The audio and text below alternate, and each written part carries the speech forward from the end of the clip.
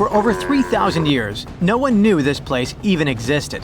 And then, out of nowhere, archaeologists digging near Alexandria uncovered something absolutely shocking: a forgotten Egyptian city. This place is buried under Greek ruins, hiding secrets that could rewrite the history of pharaohs and their armies. And one of the artifacts, which looks like a simple wine jug, changed everything. We thought that we already placed all the important parts on the map of ancient Egypt: pyramids, Thebes, Luxor, Alexandria. But nope, the map just got an update. The new city was a big deal, and it's about 3,400 years old. It's just been discovered at the site called Kom el Nugus. This place is located west of Alexandria and tucked between the Mediterranean and a saltwater lake called Lake Mariut. This discovery raised a few eyebrows. Scientists thought that this place used to be empty and that it was only settled by the Greeks in about 332 BCE. But it turns out that people lived in Kom el Nugus way before that. When archaeologists were digging through Greek ruins, they started noticing something unexpected: mud brick walls. Yep, you know, the pyramid type. That's the kind Egyptians built during the New Kingdom. These mud bricks were made from mud, clay, sand, and straw. These ingredients were mixed with water and dried in the sun, not baked. Egyptians used them for thousands of years to build houses, temples, palaces, and yes, the pyramids. Of course, other civilizations did use mud brick too, but Egyptian mud brick is kinda quirky. They used straw that grew in their regions, layout styles, and mortar. That's what helped the experts realize that Egyptians used to hang out in Kom el Nugus. That alone raised eyebrows, and then they found more. An entire street layout, buried structures, and even a temple built by Ramses the Great himself. His name speaks for itself. This guy was one of the most famous pharaohs in all of Egyptian history. He ruled ancient Egypt for 60 years, fought huge battles, and just loved building tons of stuff like that temple. People loved him so much that later pharaohs literally pretended to be him or wrote his name on their buildings. That's when archaeologists realized that they weren't looking at some dusty mud bricks of a tiny village. That's an entire buried city. They immediately started digging more. Turns out the whole place wasn't random. It was built with great care. The streets had drains to stop rainwater from damaging the soft mud-brick walls. There were also small tomb chapels with writings about soldiers. This suggests this place might have been the military base, and that changes a lot.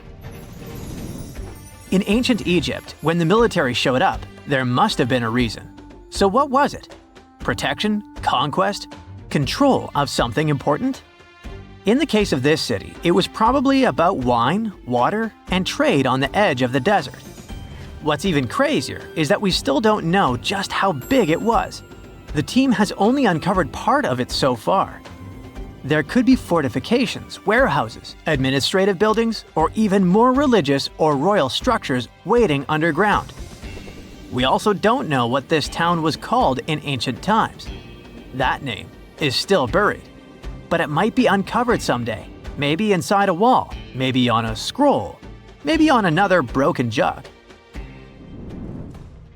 One of those already turned out to be a mind-blower. A chunk of a ceramic jar, called an amphora, had a royal seal pressed into it, and that seal bore the name Meritaton.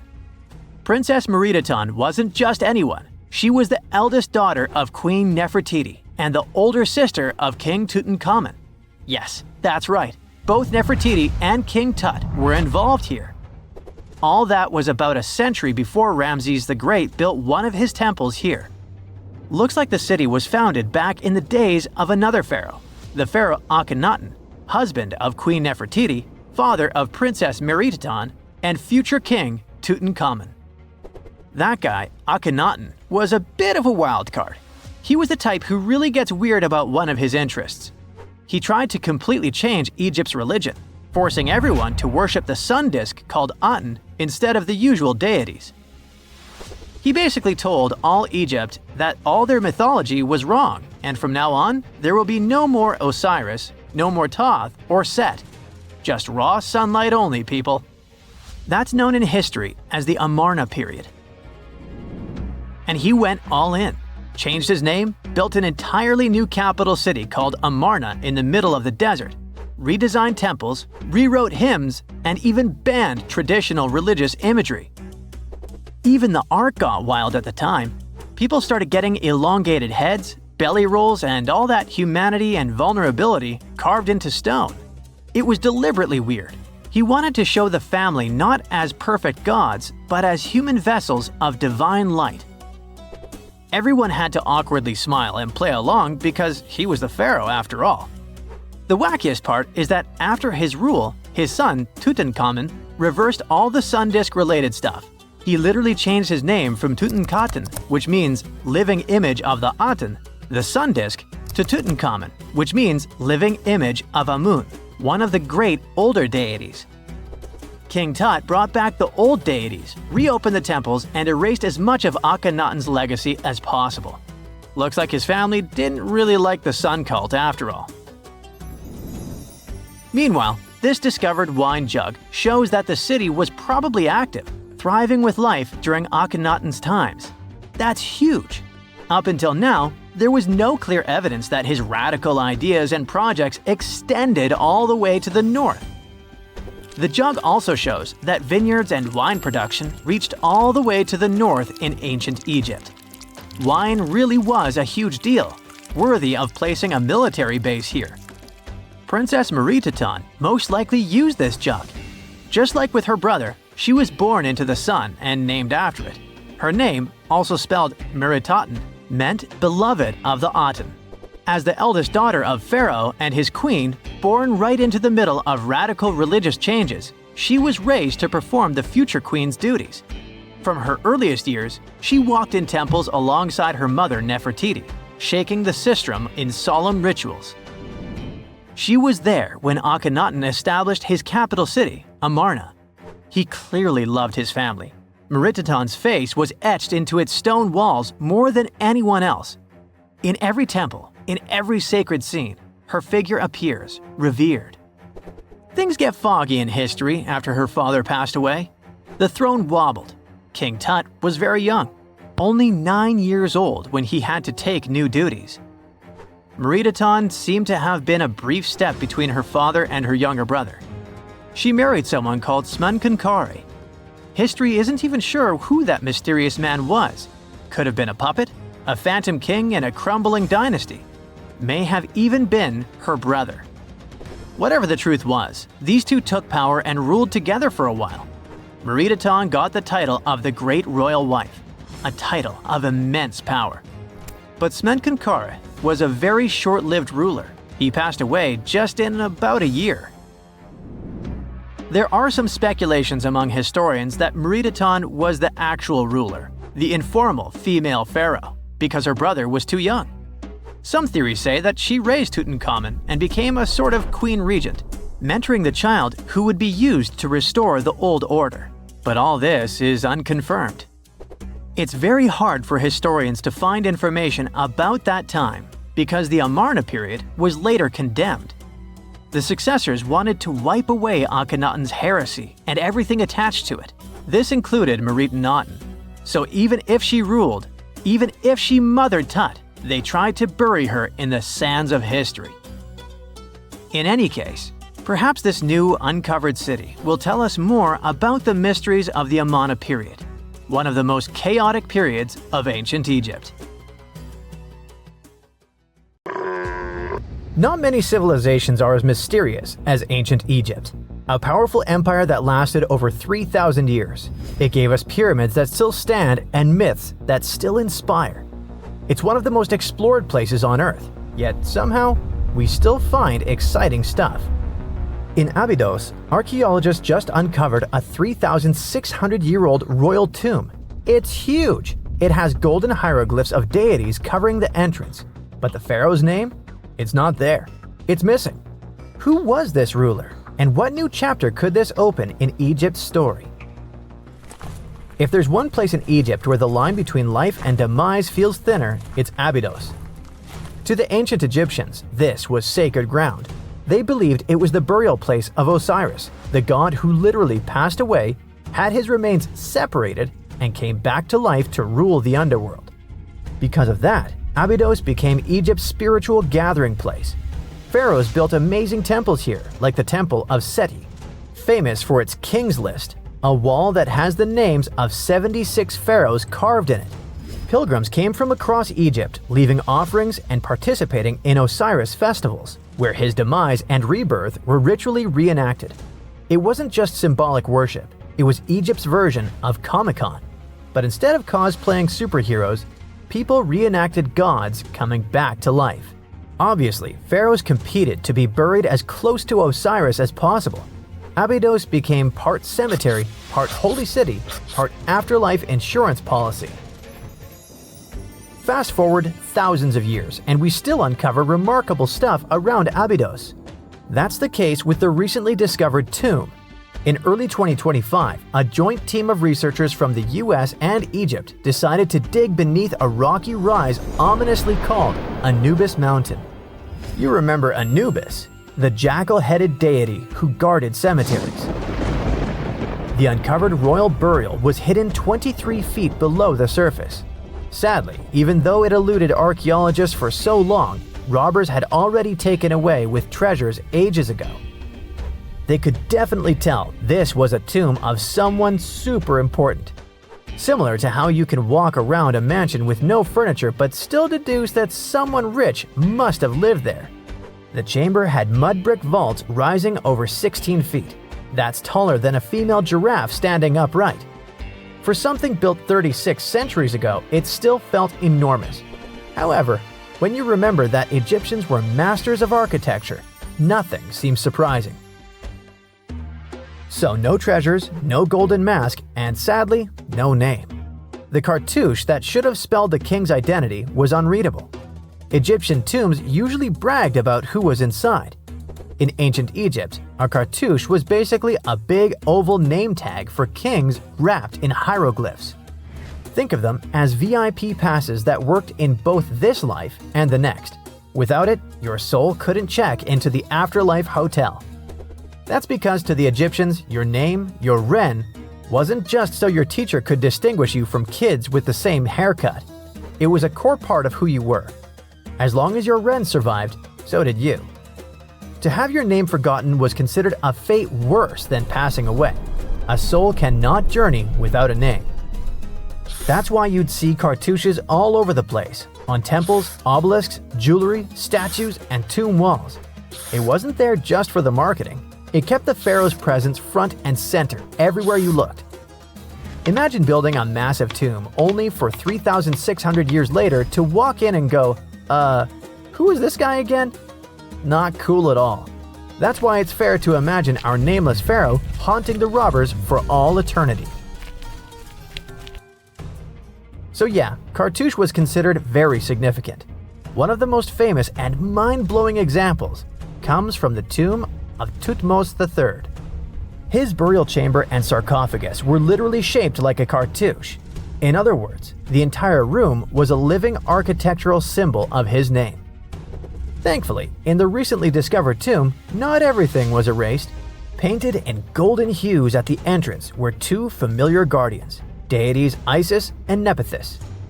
Isis was the magician who stitched Osiris back together and breathed life into him. Nephthys, her sister, was the eternal mourner and protector of the mummy. Together, they promised that whoever rested here would not face the afterlife alone, and it's one additional proof of the importance of the mysterious pharaoh. So, who could this be? To answer that, we need to go down history lane. This tomb dates back to Egypt's messy chapter called the Second Intermediate Period. Instead of one ruler in charge, the country had many rival kingdoms, each with its own little power base, like a real-life Egyptian version of Game of Thrones. And right in the middle of that chaos was Abydos. For a while, it was home to its own line of kings, the so-called Abydos dynasty. Those weren't the pyramid builders everyone knows, and that's why they're so mysterious. They left behind almost nothing. No great monuments, no sprawling cities, just fragments of names on broken blocks. For centuries, many scholars even doubted they existed at all. That sorta changed in 2014 when archaeologists uncovered the tomb of Senebkay, one of those shadowy kings. Now, everything we know about Senebkay points to him having quite a story to tell. His bones revealed 18 deep wounds, the kind you get in battle. He had blows to his skull, back, and hands, and likely lost his life fighting, making him one of the few pharaohs we know who sadly fell in combat. His tomb was modest, with reused artifacts from earlier kings, but it delivered one priceless thing: proof. Until Senebkay, the Abydos dynasty was just a theory. With him, it became real. And that's why the new discovery could be a big deal. The newly uncovered royal tomb at Abydos shares the same layout and style as Senebkay's. It has limestone chambers, mud brick vaults, and protective deities, although it's much bigger. Which again raises the possibility that we're looking at an even earlier, more powerful ruler of Abydos. Whoever he was, he wanted to be remembered alongside the greats. Which is ironic, because it seems that history tried erasing him. Perhaps additional findings alongside his tomb could tell us more. Yes, there's more, and it's actually pretty cool. Not far from Abydos, in the village of Banawit, archaeologists uncovered a Roman-era pottery workshop. Yeah, you heard that right, a pottery factory close to a pharaoh's burial ground. The site had huge clay kilns, storage rooms, and even broken shards called ostraca. They were basically ancient sticky notes, except instead of shopping lists, those had receipts scratched onto them in Greek and Demotic Egyptian. Little records of everyday transactions, the kind of thing you'd never expect to find near a lost dynasty king. Honestly, the potters missed a chance. Forget boring receipts. They should have been selling Osiris's mugs and Anubis figurines to pilgrims and tourists. But that's not all. It seems that centuries later, during the medieval period, the same ground became a cemetery. Archaeologists found mud brick graves with skeletal remains.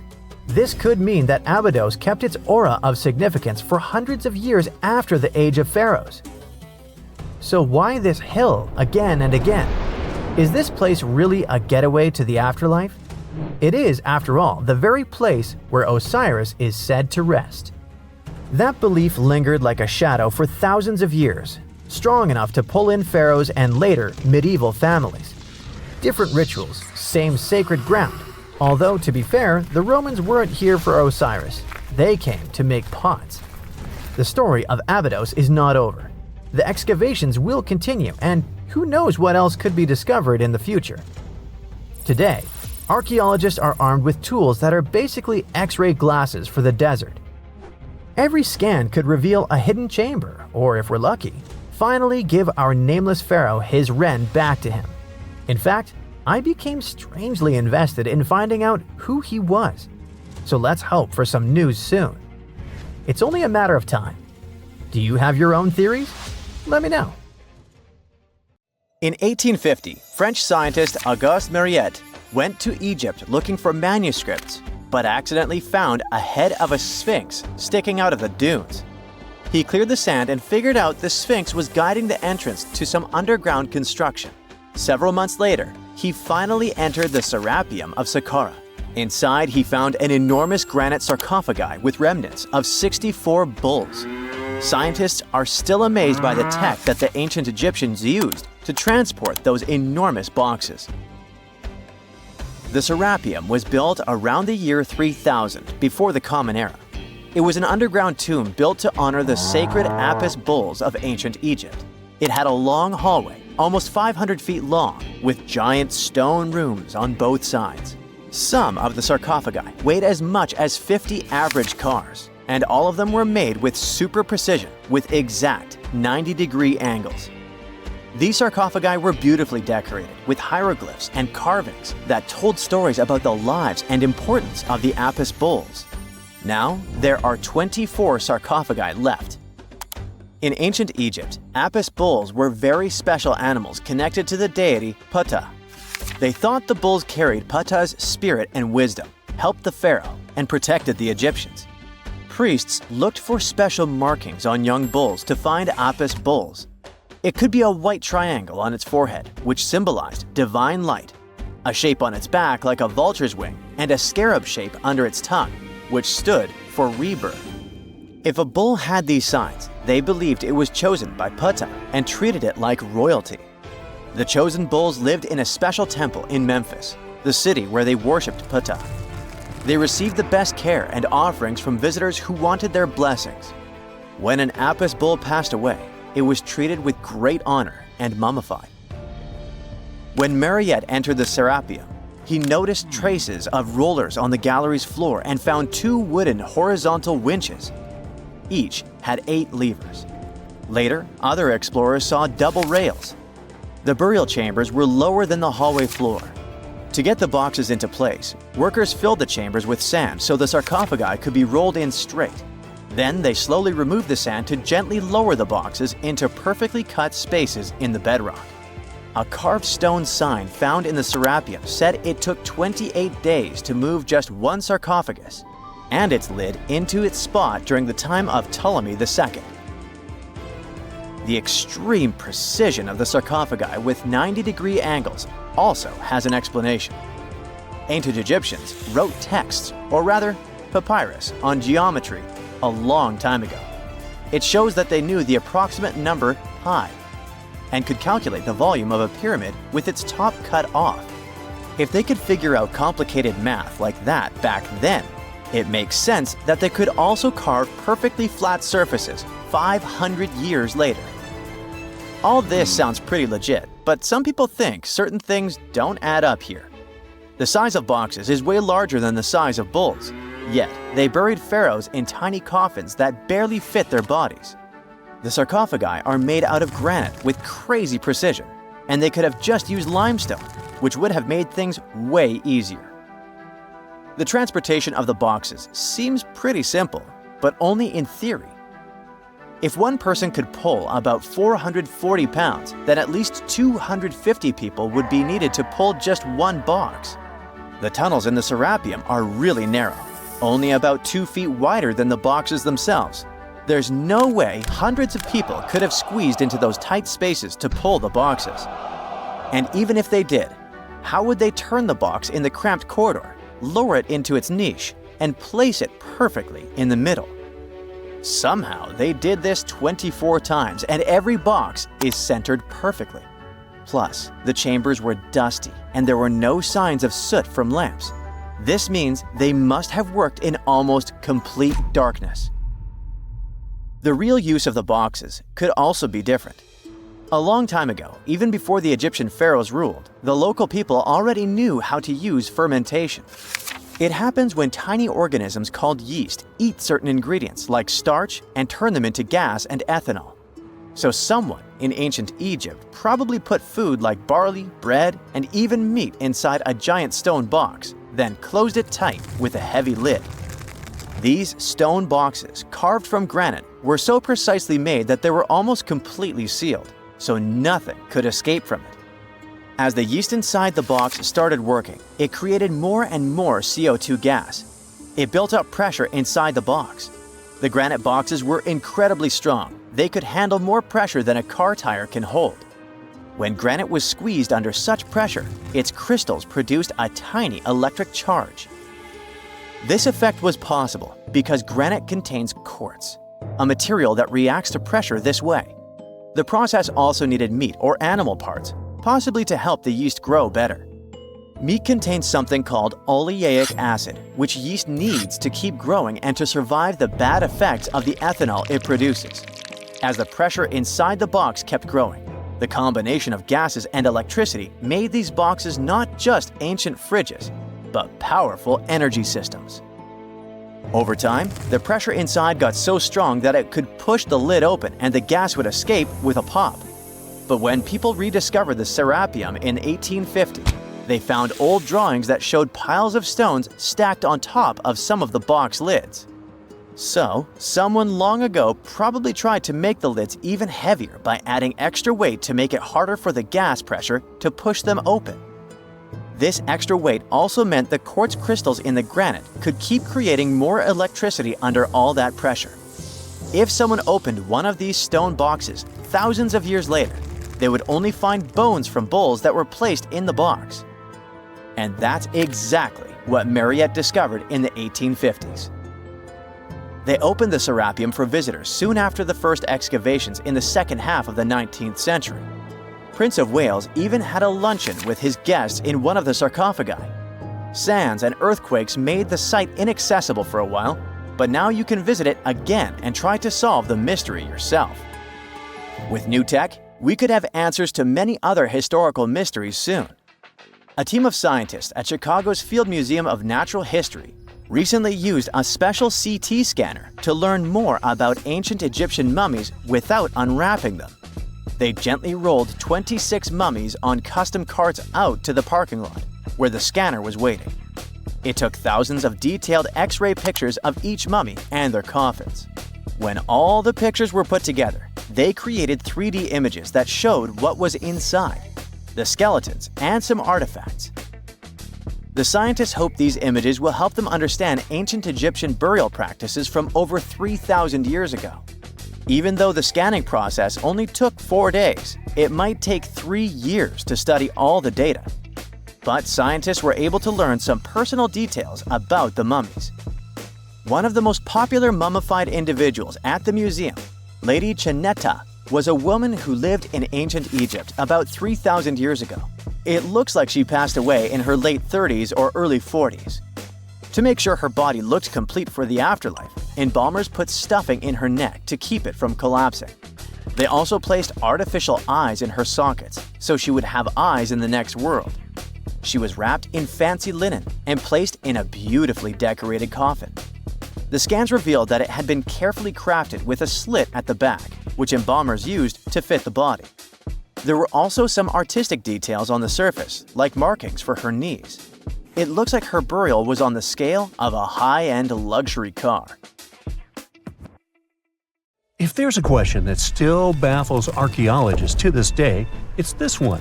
How did the ancient Egyptians build those magnificent pyramids? As far as we know today, their resources were quite limited, especially in terms of tools and building materials. We still don't have a fully satisfying answer, but hey, we've got some pretty amazing theories worth considering. The leading contender among these theories involves the clever Egyptians employing a sneaky strategy. Now picture this. They constructed a slanted and curving mound made of bricks, earth, and sand encircling the pyramid to be. As the pyramid grew taller and taller, they simply increased the height and length of this wacky structure. It's like they were playing an ancient game of Jenga. Now, how did they get those massive stone blocks up there? Well, according to the legendary ancient Greek historian Herodotus, they used sleds, rollers, and levers. It sounds like they turned construction into a supersized game of tug-of-war. And guess what? Herodotus also claimed that the Great Pyramid, the one from Giza, the granddaddy of them all, took a whopping 20 years to build. There's more. Herodotus also dropped a mind-boggling number on us. 100,000 men were supposedly involved in this pyramid extravaganza. Did they hire the entire Egyptian population? Well, it might not be as far-fetched as it sounds. These men were probably mostly farmers, so they probably focused on the pyramids when there wasn't much work to be done in the fields. Like during the flood season of the Nile River. Obviously, specialists in the archaeological community had something to add to this theory. By the late 20th century, they discovered some evidence that suggests the workforce might have been smaller and more permanent than previously thought. Instead of a massive army of 100,000 pyramid builders, they proposed that a modest crew of around 20,000 workers, accompanied by support personnel like bakers, physicians, and even spiritual leaders, could have gotten the job done. There was also this theory that claimed that the pyramids were actually built from the top downward. It suggested that these colossal structures were nothing more than isolated hills used as quarries. The stones were supposedly drawn from these hills, and over time, competing engineers took charge and transformed them into the iconic pyramids we know today.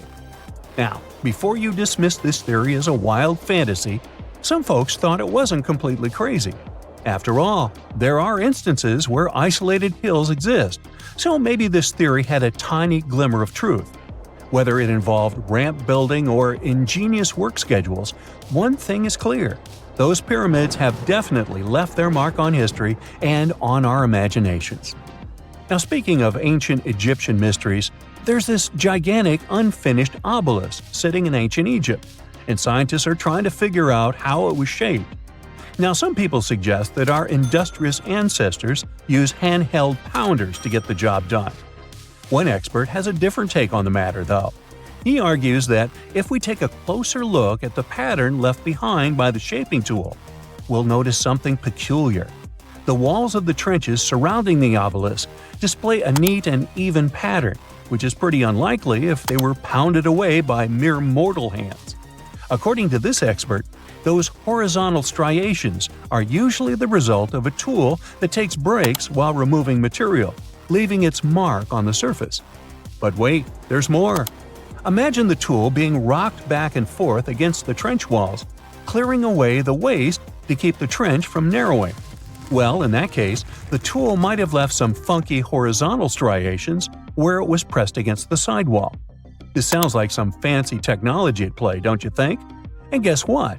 The dynastic Egyptians probably didn't have access to that kind of know-how. Another famous Egyptologist from way back also uncovered a bunch of core drills during his adventures. Although the actual drill bits are missing, his collection houses these particular core remnants made of limestone, alabaster, and even granite. These constructions aren't the only amazing thing the ancient Egyptians left behind, though. As it turns out, the Egyptians were the genius minds behind the creation of the handheld mirror. Yeah, that little mirror you use every day to check yourself out. But here's the twist. These mirrors are like pieces of art. They were decorated with inscriptions and figures. But that's not all. The Egyptians had a serious concern with their appearance. They knew the importance of personal hygiene and looking fabulous. So, in their quest for pearly whites, they invented toothbrushes and toothpaste. Dental problems were pretty common back then, and their smiles weren't exactly all white. Dentistry wasn't their strongest suit, you see. Maybe their minds were distracted by all that pyramid building. So that doesn't mean those ancient toothpaste recipes weren't amazing. One delightful concoction included rock salt, mint, dried iris petals, and pepper. Some brave dentists in the 21st century tried it out, and it worked pretty well. Ground-up ash was also used in another recipe to create a tooth cleansing paste. Mint was missing, so that didn't do much for their breath. That's when the genius Egyptians came up with the world's first breath mints. They made tablets from heated spices like cinnamon, and they mixed it with honey. Now, let's shift gears to home decor, Egyptian style. They surely took ornamentation to the next level. While the concept of decorating furniture started in Mesopotamia, the Egyptians cranked it up a notch. They went all out with different colors of ink and even developed various weights of paper. Oh, and let's not forget about those cute little area rugs we all have in our homes today. Guess who came up with the idea? Yep, the Egyptians. They used the versatile papyrus plant to make those cozy rugs. And speaking of trends, the Egyptians loved their knickknacks. They had an assortment of small figurines in the shapes of cats, dogs, and people. These statues were made from various materials, like simple sun-dried mud to the ultimate bling of gold. It all depended on how loaded you were. The Egyptians were also all about farming, and they knew that clean water was crucial for their crops and animals. That's why they came up with some nifty inventions and techniques to make sure their land was fertile and their plants were happy. First off, they had the genius idea of using ox-drawn plows. They had two types of plows, heavy and light. The heavy plow would strut its stuff, cutting deep furrows in the soil, while the lighter plow followed behind, fluffing up the earth. But they didn't stop there. After plowing, the Egyptians would break up clumps of soil and sow the rows with seeds. To give those seeds a good old squish into the furrows, they'd march their livestock across the field, effectively closing up the furrows. But hey, all that hard work would be pointless if their seeds were as dry as the Sahara. That's where irrigation comes into play. The Egyptians were so good at it that other cultures, like the Greeks and Romans, couldn't help but copy their techniques. Now let's switch gears and talk about the marvelous architecture of ancient Egypt. These folks weren't just skilled farmers, They were also architectural maestros. They built these fancy canals to carry water to farms and villages, and boy, did they know how to make those canals look pretty. Just imagine strolling along a canal lined with ornate structures. The Pharaoh Ramesses the Great was quite the overachiever when it came to construction. One of his mind-blowing creations was the construction located at Abu Simbel. This building was designed so that twice a year, the sun would shine directly into it and illuminate the statues of Ramesses. And let's not forget about the corbelled arch. Without this architectural gem, we'd be missing out on some mind-boggling structures like the Great Pyramid. The Egyptians knew how to make things stand tall and proud, thanks to their engineering and construction wizardry. They built grand halls and inner sanctums that make your jaw drop, and some of these temples doubled as astronomical observatories. It's 1898, and you're taking part in excavations in Saqqara.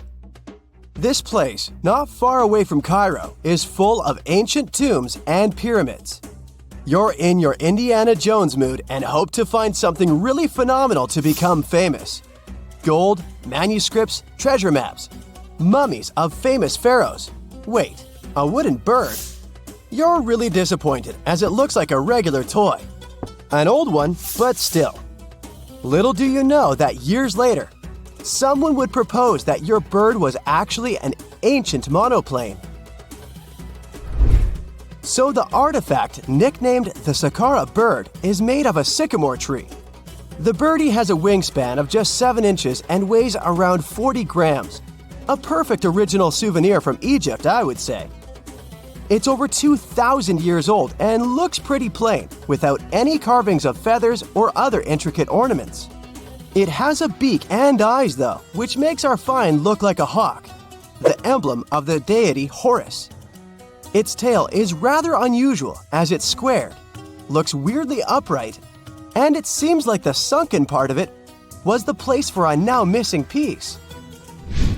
Humans love solving a good mystery, so there have been several attempts to explain the use of the birdie. First, quite simply, is that it was a ceremonial object. The second idea is that it was a toy for a child from some well-off family. It could have been some sort of boomerang, which was a popular concept in ancient Egypt. Then there was a theory that the bird had been used as a weather vane. But this one has been debunked as the figure doesn't have any holes or markings, except for the one made at the museum in Cairo to fix the exhibit on a stick.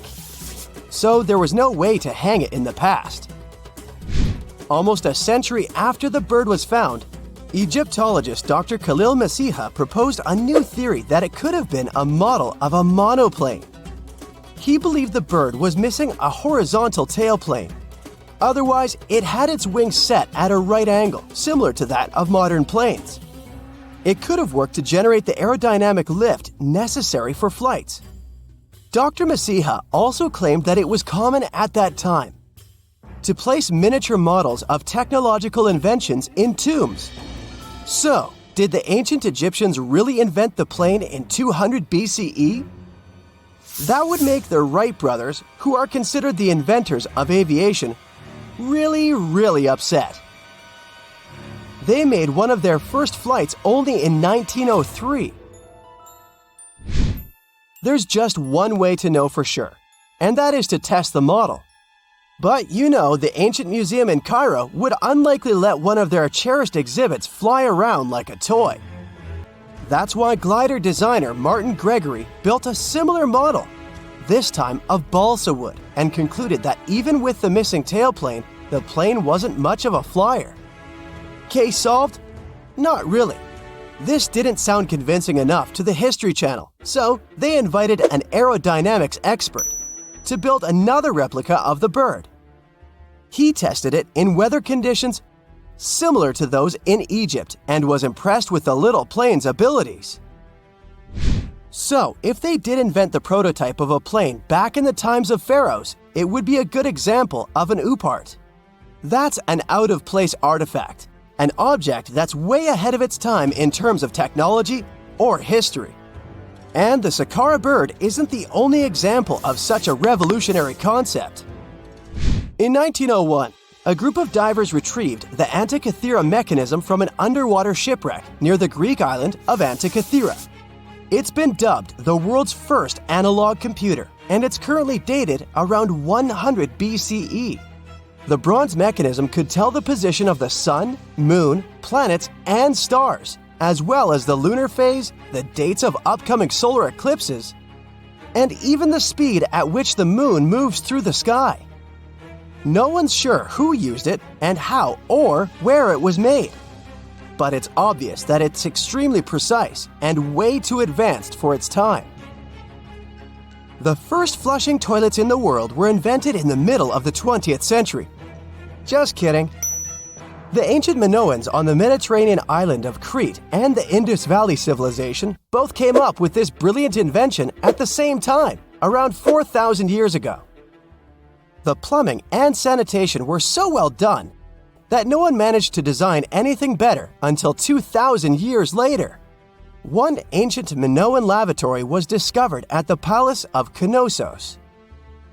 It looks like it had a wooden seat set over a tunnel that directed water from a rooftop reservoir to an underground sewer.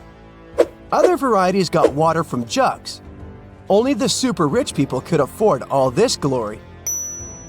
So if you wanted to shop for real estate back then, the flushing toilet would be a telltale sign you were in the rich neighborhood.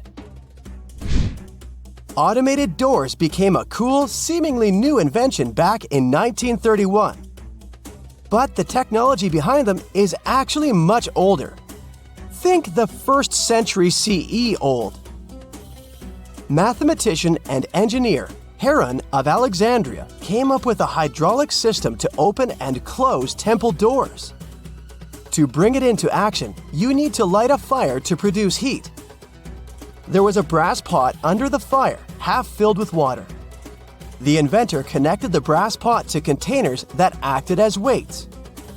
When the fire was burning, the water moved into the containers. They went down and pulled the ropes. It was nothing like a supermarket door that opens in front of you before you even have time to think. Heron's door took hours to open, and there was no way to stop the process. That's why they only opened the doors once a day before people entered the temple, to add some mysticism at the temple during ceremonies. Spooky. Looks like the first ever battery was invented in Baghdad around 2,000 years ago. A German archaeologist found this oval-shaped clay jar in 1938. Scientists are still not sure what purpose it served and who exactly invented it. There is a theory that it was used for electroplating objects with precious metals. When they filled it with a weak acid like vinegar, the battery produced around 1 volt of electricity. Another theory says it was a vessel for sacred scrolls. Would you like to buy contact lenses designed by Leonardo da Vinci himself? In 1508, he invented a glass lens with a funnel on one side. You were supposed to wear it with water inside to improve your vision. Sounds a bit uncomfortable, doesn't it? So, around a century later, French scientist René Descartes decided to improve the idea and make the cornea contact the future lenses. Contacts because they contact your eyes, get it? The glass tube with liquid did help improve vision, but blinking was sadly impossible. 2.5 centuries later, new technologies in the glass industry let scientists design contacts that would fit in the eye and even let the wearer blink. Thanks, guys! Still, those lenses were made of heavy blown glass and didn't let the eye breathe. About 50 years later, contacts became plastic, lightweight, unbreakable, and scratch-resistant, but still covering the entire eye. And then, in 1948, an English optical technician accidentally sanded down a plastic lens and figured out they'd still be in place even if they covered only the cornea. Imagine you're living in 19th century London and need to send a message to New York. It would have taken about 10 days to get there by ship. So when delivery time went from days to hours in 1858, it was a true sensation. The first message was sent by Queen Victoria herself. It was all made possible thanks to the transatlantic telegraph cable, running under the ocean. Sadly, the new cool invention only lasted a few weeks. It took years to bring it back to life. And now we're off to almost 5,000 years ago. Let me take you to ancient Egypt, where back in 2550 BC, guess what? The construction of the Great Pyramids of Giza started. People learned to build cathedrals and skyscrapers, but it wasn't until recently that these massive buildings appeared. It's still a mystery to even modern scientists how these pyramids were built 5,000 years ago. No wonder they are one of the 7 wonders of the ancient world. They're also the oldest of them and the only wonder of the ancient world that still exists in the 21st century. It must have taken a lot of cooperation to build a thing that massive, even for today's metrics. But the Giza pyramids weren't the first pyramids ever. The first one, called the Step Pyramid, was built around 80 years before the first pyramid of Giza in 2630 BC for King Djoser. It wasn't meant to be extraordinary, but ended up being quite impressive. It was a pyramid of 6 stepped layers of stone. It was 204 feet high, which is as tall as a 19-story building. And it was the tallest building that existed at that time. It wasn't just a pyramid though, it was surrounded by a whole complex of buildings, including even courtyards. In ancient Egypt, people believed in the afterlife, so everyone, especially kings, wanted to make sure they had everything they needed to get ready for it. Here's why the pyramid complex was perfectly supplied with a lot of objects people used every day. The complex included a pyramid and a kind of a palace. Those buildings had many things the king loved and might need one day, like furniture, food, and gold vessels. After Djoser, building pyramids became common practice, but many pyramids weren't finished. It would usually take about 20 years to build one, but many rulers reigned way less than that. Overall, there are more than 100 pyramids. The most famous pyramids are the Great Pyramids of Giza. The first one and the biggest one was built for Pharaoh Khufu, around 2550 BC. Initially, it was 481 feet tall, which is as tall as a 40-story building.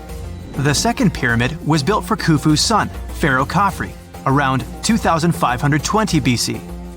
It's just a bit shorter, usually standing at 471 feet high, a 39-story building. This is the pyramid with the famous statue of the Sphinx. Sphinxes have a lion's body and a human head. They were built to guard important areas.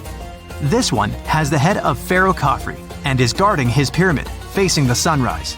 The Sphinx is most well known and is one of the world's biggest and oldest statues. Originally, it had red color and did have a nose. It's still possible to see the trace of red pigment by its ears. But no one knows exactly when the nose disappeared. For some time, the Sphinx was sort of hidden underground, being covered with sand up to its shoulders. Luckily, in the early 1800s, an adventurer with a team of 160 people dug it out. The third pyramid of Giza is the smallest one, being more than twice shorter. Originally, it was 218 feet high, about the height of a 20-story building. Built in 2490 BC, it was a pyramid for Khafre's son, Menkaure.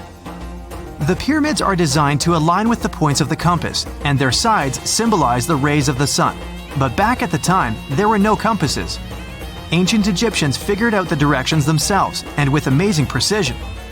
To align the pyramids, they used 2 constellations. Originally, the pyramids were covered in smooth white limestone and had a gold-silver top to reflect the sun. Later, the white limestone was taken from the pyramids by other kings and used for other buildings. Scientists estimated that ancient Egyptians used about 2.3 million stone blocks to build the first pyramid. Each block weighed more than 1 ton. This is the weight of a rhino. Some blocks were even bigger, being almost as heavy as an elephant. 4.5 millennia ago, there was no modern equipment to help build it. There were no machines, no wheels, and even no steel. The only metal available to them was copper. Even today, scientists aren't sure how the Egyptians managed to build the pyramids. There are no records left that would shed light on it. Some even think that Egyptians wanted to keep it as their secret and didn't even record it on purpose. Many believe that poor people and foreigners built the pyramids, but it's not true. Actually, the builders were very skilled workers, and they were fed and paid well. The archaeologists claim that the builders lived in a nearby temporary city and were a highly organized community with a strong leader. Scientists say that around 20,000 people worked on each pyramid complex, and it took about 20 years to build each. It probably was a national project. The construction site was large in resources, and food and essentials were likely to be contributed from all parts of Egypt. Even with all that support, it remains unclear how people managed to cut, transport, and assemble those huge stones. One of the theories suggests the stones were most likely transported on boats down the Nile River. Then, there was a harder part. They had to be moved to the construction site. For that, they probably used wooden sleds. It wasn't very hard to pull them because the sand mixed with the right amount of water was pretty slick. And 10 people could move a sled even with a rock weighing 1 ton pretty easily. Finally, one last problem. The stones had to be lifted and put into place. Archaeologists have discovered the remains of the ramps system that dates back to when the pyramids were built. Most likely, the Egyptians designed a unique system to move and pull huge stone blocks, but no one knows what it looked like exactly. The most common opinion is that there were several ramps around the pyramid to help move the blocks. The ramp was growing with the pyramid getting higher. They suppose people were walking up the stairs, pulling the stone on the wooden sled up in the middle on the sandy ramp. But this is just one of the options. Others say that the ramps were going around the pyramid. Some say the ramps were inside the pyramid. But we'll never know for sure, and it'll forever remain a mystery, just like the ancient Egyptians wanted. Surprisingly, there's not much inside the pyramids. Most of it is just solid stone with very little open space. But let's take a quick look inside the biggest of the pyramids of Giza.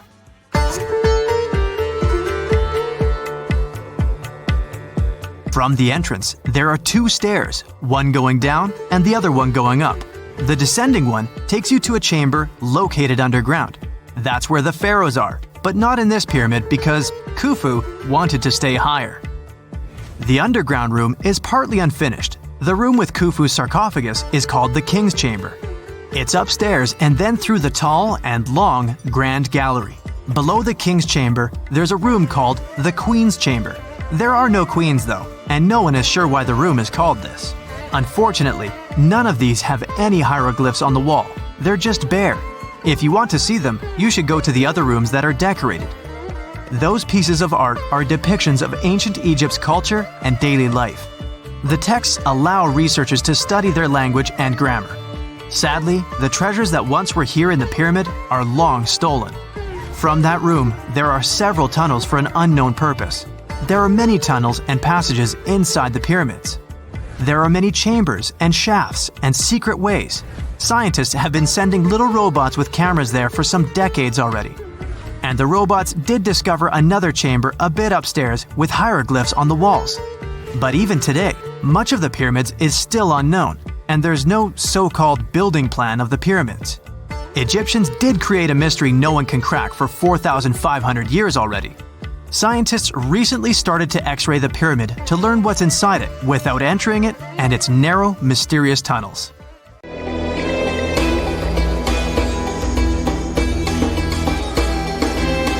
The Great Pyramid was created as the final resting place of ancient Egyptian monarch Khufu. According to legend, French leader Napoleon entered the Great Pyramid and came back out looking shaken and super pale. He never revealed what he saw inside, but whatever it was is said to have affected him for the rest of his life. When Napoleon entered the pyramid, he would have walked through a super tight and ascending passageway. He'd then go through another passageway, known as the Great Chamber. This corridor would have been much taller than the previous one, and would have cobbles too. He'd then reach the King's Chamber, the centerpiece of the Great Pyramid, which was lined with huge blocks of granite. But it wouldn't have looked as grand as we might imagine. There are no hieroglyphics decorating its walls, as Egyptians only began decorating the burial chambers of pyramids much later on. The pharaoh's tombs deep inside the pyramid would have also been filled with treasures, from chunks of gold to the world's most expensive jewelry. But this would have all been looted a long time ago. The only thing that probably would have been left in there would have been a huge sarcophagus, which would have once contained the king's mummy. He'd also have to walk past the Queen's Chamber. This room most likely didn't hold any queens though, as pyramids were usually only built for one person. There are mysterious tunnels leading from here, To this day, no one is really sure what they're there for. And that's not the only mysterious and creepy thing Napoleon may have encountered, as stories of pharaohs leaving ancient curses on pyramids go way back. Many pyramids had warnings written on the outside, telling of horrifying things that would happen to those who entered and disturbed the peace. We might not know what exactly Napoleon found in the Great Pyramid that scared him so much, but we know for sure what was found in Tutankhamun's tomb. Tutankhamun was an ancient Egyptian pharaoh who was only 8 or 9 years old when he took to the throne. He became a cultural phenomenon when his tomb was discovered almost completely intact in 1922. His pyramid sits in the Valley of Kings in Thebes, modern Luxor, which is in Egypt. Unlike the Great Pyramid, Tutankhamun's tomb was covered in beautiful wall decorations. The walls told the story of how he would travel to the afterlife through the underworld. Egyptians believed all people would have to take this journey, so they would fill their tombs with objects and paintings to help them get there. There'd also be spells painted on the walls. They believed this would help people pass over to the next realm. The journey would be pretty long, and for that reason, the ancient Egyptians would also fill the pyramids with food. Tutankhamun's pyramid was filled with 8 fruit baskets. They even found something called gingerbread fruit in there.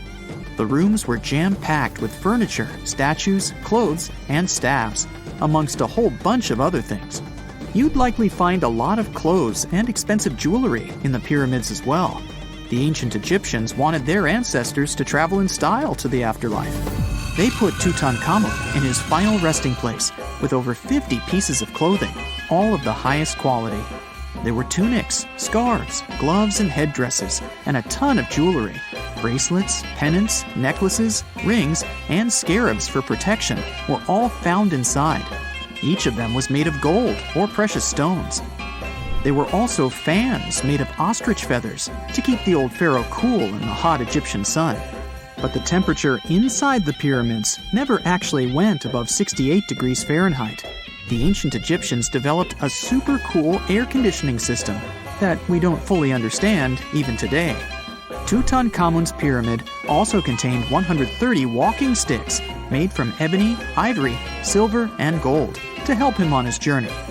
There were 3 chariots hidden away in case he got tired of all the walking.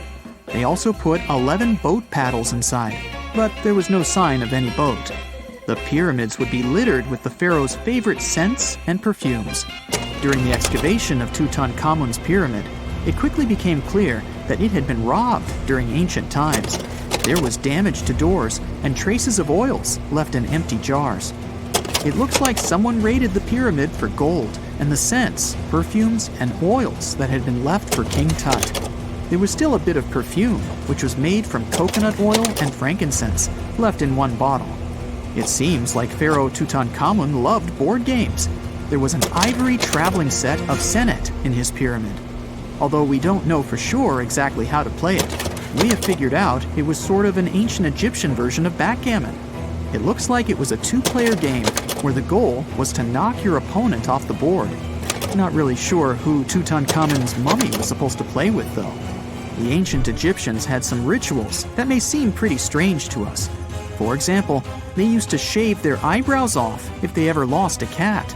So it's not too surprising they put some really weird things inside pyramids. Archaeologists discovered a collection of mummified cats and scarab beetles in pyramids that date back more than 4,000 years. They were found in the pyramids of Saqqara, which is south of Cairo. They also found a bunch of makeup kits and mirrors inside. Makeup was worn proudly by both men and women in ancient Egyptian times. Eyeliner was the most popular cosmetic. The Rosetta Stone was one of the best discoveries ever made in pyramids. It was found by our man Napoleon Bonaparte and his team. It's a black granite rock that dates back to 196 BCE. It's transcribed in Greek, Demotic, and hieroglyphic. When it was translated in 1822, we got the key to understanding ancient Egyptian hieroglyphics for the very first time. The discovery of Queen Hatshepsut's mummy in 1903 changed our understanding of the Egyptians forever. After she had passed away, her successor, Thutmose III, removed most of the evidence of her reign, so we basically knew nothing about Egypt's first great female leader. She's now gone on to become one of the few and most famous female pharaohs of Egypt. Pharaoh Khufu even had a fully fledged boat in his pyramid. Archaeologists uncovered more than 1,200 pieces of a giant boat near the Great Pyramid at Giza. They reassembled the boat, and it's a whopping 144 feet long. It's most likely a solar boat, which was designed to carry the resurrected king with the deity Ra. Fun fact, the Pyramid of Giza is the last remaining of the 7 wonders of the ancient world. The other 6 are the Hanging Gardens, the Colossus, the Temple of Artemis, the Mausoleum, the Lighthouse, and the Statue of Zeus. This pyramid was also the world's tallest man-made structure for 3,800 years, and it's the biggest pyramid in Egypt.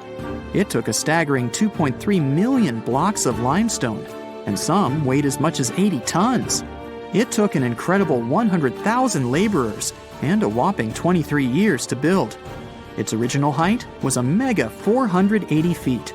In 2017, archaeologists discovered something weird about Egypt's Great Pyramid. There's a hidden void that's at least 100 feet long, and no one really knows why it's there or what's actually inside it. The weird void is the first inner structure discovered within the 4,500-year-old pyramid since the 1800s. Scientists used cosmic rays to detect the massive hole, but are still no closer today to finding out what's inside. The ancient Egyptians took a lot of care building the pyramids, and everything was strategically placed and structurally sound, so it's super unlikely that this hole is due to blocks falling over time. Loads of pyramids also contain small model figurines called ushabti. These represented attendants. They believed they would come to life to serve the pharaohs in the afterlife.